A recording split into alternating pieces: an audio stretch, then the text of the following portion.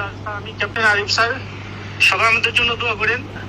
এখানে স্যার 4-5 জন মারা গেছে স্যার, ওয়ান ইজ আইডেন্টিফাইড, আমরা ওকে চিনতে পারছি না স্যার, এবং বেশ কয়েকটা 4-5টা বোমিং হয়েছে স্যার।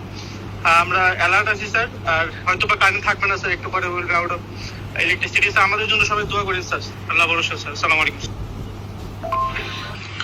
আমাদের অবস্থা খুবই খারাপ, এখানে ড্রোন অ্যাটাক হয়েছে, আমাদের 6 জন জায়গা মারা গেছে।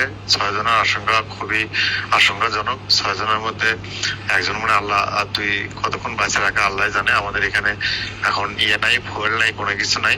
ফুয়েল স্টেশন উড়িয়ে দিছে, জেনারেটর বন্ধ, প্রায় নেটও বন্ধ হয়ে যাবে।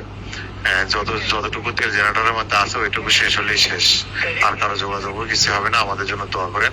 আমি আছি ভালো, কি বলবো এখন, বাকিটুকু আল্লাহর ইচ্ছা স্যার।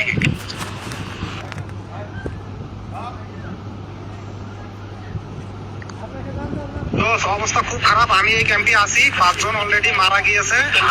আমি এই ক্যাম্পে আছি, অবস্থা খুব খারাপ। এই ক্যাম্পে এখন নেটও থাকবে না, কি যে অবস্থা হবে, আমরা বেঁচে থাকতে পারবো কিনা জানি না।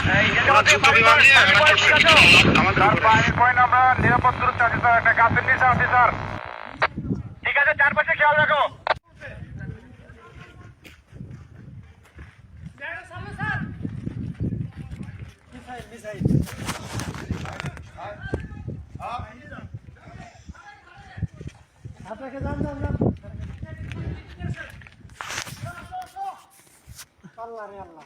আরে আল্লাহ,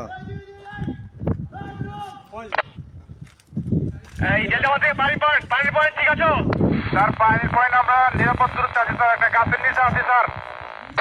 ঠিক আছে, চারপাশে খেয়াল রাখো।